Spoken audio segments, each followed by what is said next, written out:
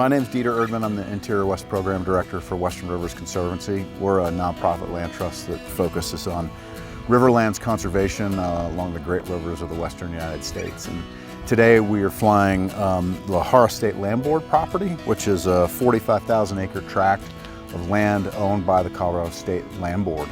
The Land Board was gifted land by the federal government at statehood, and it's the second largest landowner in the state of Colorado.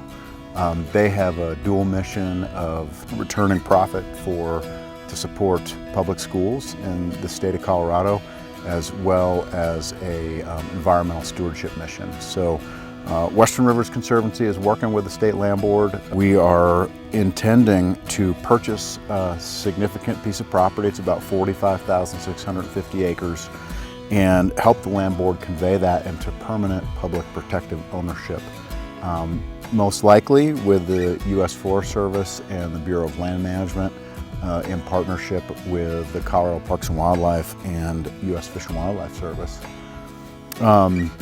So we're seeking Land and Water Conservation Fund appropriations from Congress for these agencies to purchase the property from the State Land Board, and that's going to ensure that the resources on the property remain protected.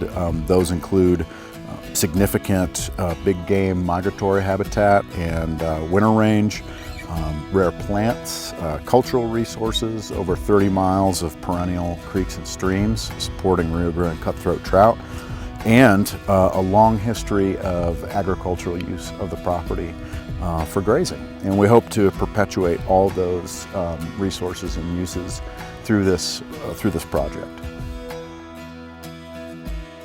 We're in the San Luis Valley in south central Colorado, which is a really significant landscape, millions and millions of acres, and the property that we're looking at is over 45,000 acres. It's surrounded almost entirely by public lands.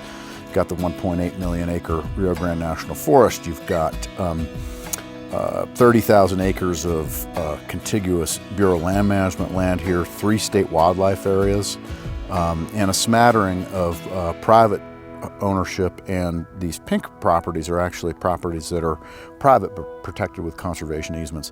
In this particular situation, the aerial view, because of the scale of what we're looking at here, is really critical. It is hard. Not only is this property remote, but it's also huge. And so being on the ground and trying to get a feeling for the beauty and the context is really, really difficult in a vehicle, particularly for decision makers and folks that don't have a ton of time on their hands to get familiar with the landscape, getting a feeling for its context within the larger landscape and its own beauty.